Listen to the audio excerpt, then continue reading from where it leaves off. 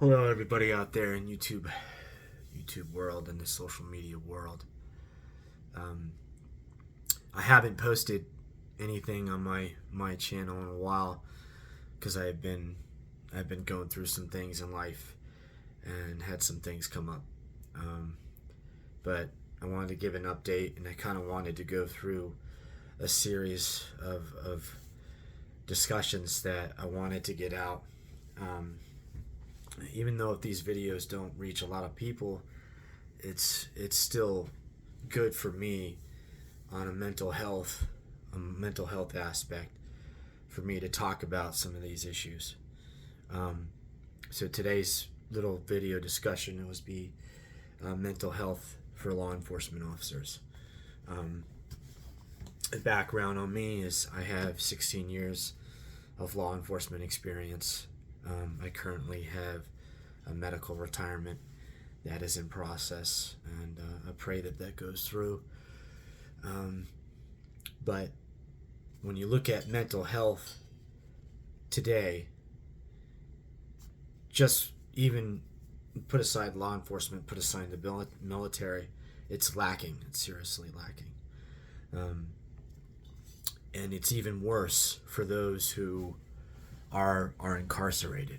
So those who are in prison and incarcerated, you're not forgotten, and I do pray for all those who are in those cells, lonely cells, doing their time and going having to go through that.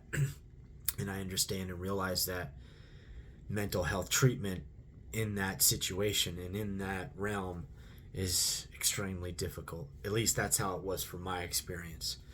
When I went to jail, I know that I already suffer from PTSD from my military experience and from my law enforcement experience. I have severe PTSD. And when I went to jail, for the time that I went, I had asked multiple times to receive mental health care, and it never came. It never came. It never seemed to be a priority. It never was something that I felt like was taken seriously by the staff.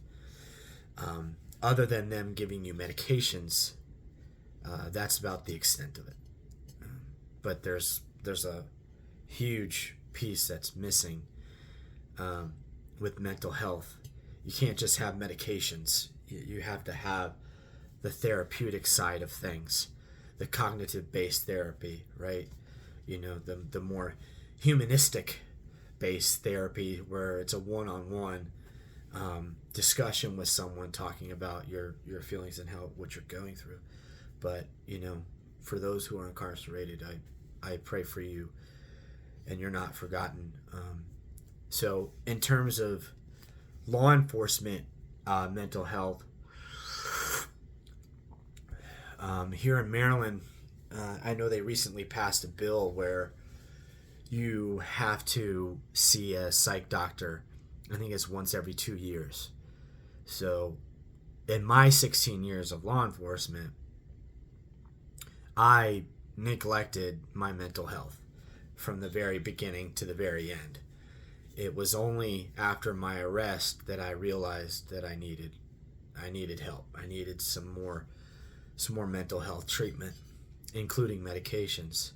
But that's really not enough. Having officers go to see a psych doctor every 2 years is simply not enough. What most people don't realize about law enforcement and military is we have this very prideful, strong type personality. So we go and do our jobs on a day-to-day basis, but very little do we think about our own mental health and our own self-care. I know as a law enforcement officer, I neglected that. I neglected that my whole career. Again, until I got arrested, I realized that I actually needed help. And so most of the time, for me, my experience personally, It was alcohol use. It was pornography, sex addiction. It was being distracted, social media, video games, things like that. It was a lot of negative coping mechanisms. I didn't really have a lot of positive coping mechanisms.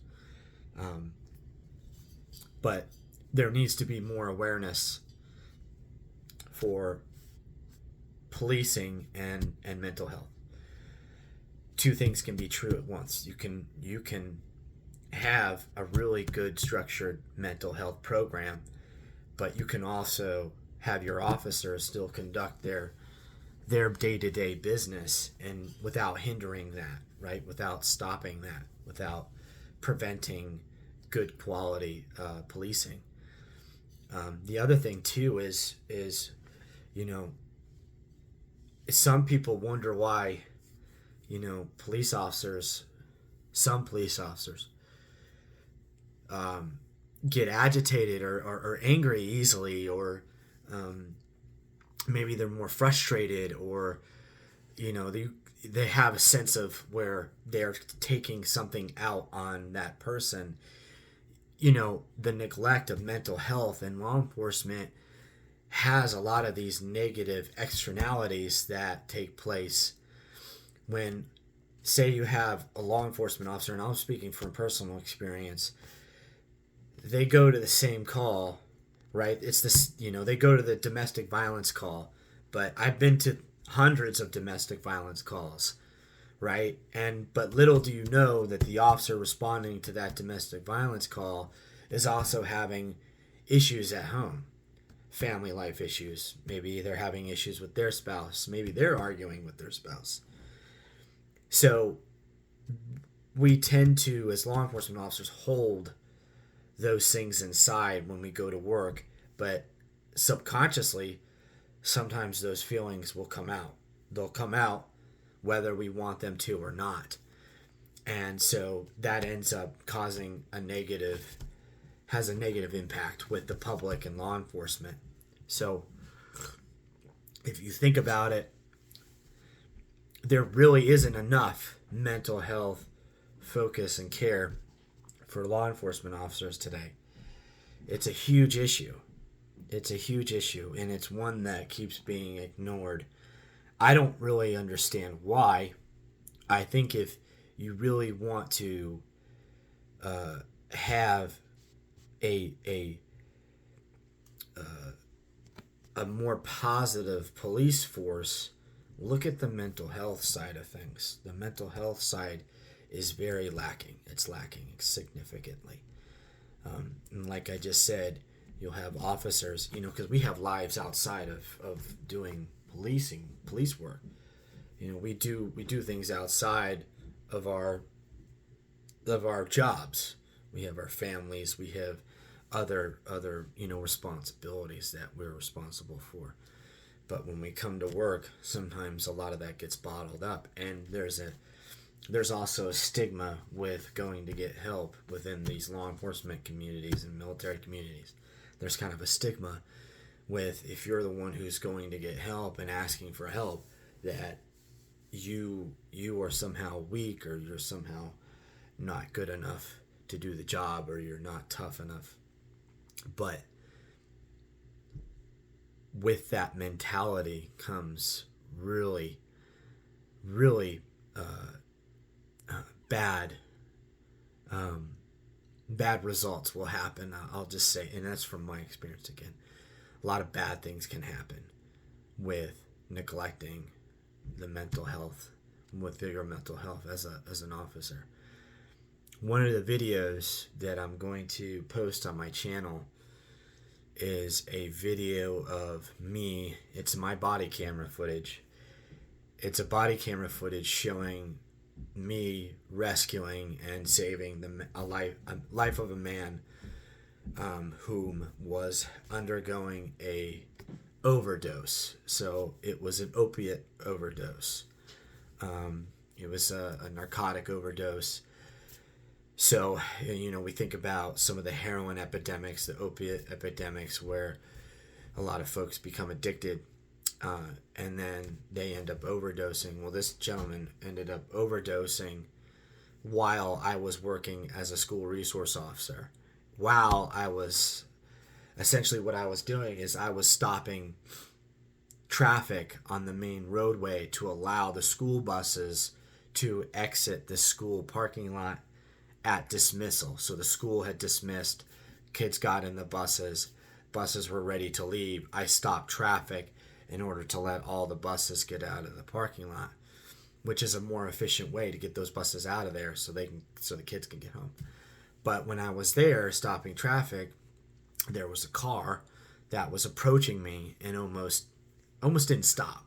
I had to wave my arms and kind of be animated in order to get this person to stop. But when they did stop, I immediately could tell that there was something wrong. There was something not right.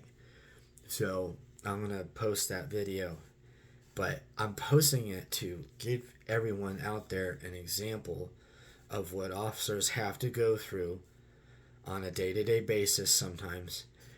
And look, when you watch the video, take into account what's going on and take into account the other outside factors, right? So you have buses trying to leave, you have kids are trying to go home, you have people that are driving, they're driving home or they're going to doctor's appointments or whatever. I had to stop traffic flow to allow the buses to go out. You also have parents who are picking up their children, so they're watching this, they're seeing what's going on.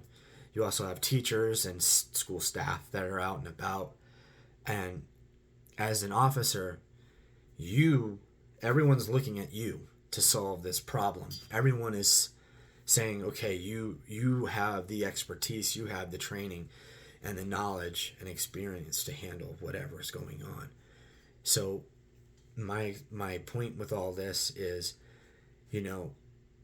we tend to overlook mental health, but when you watch the video, you're gonna get a really good example of what officers go through and what we end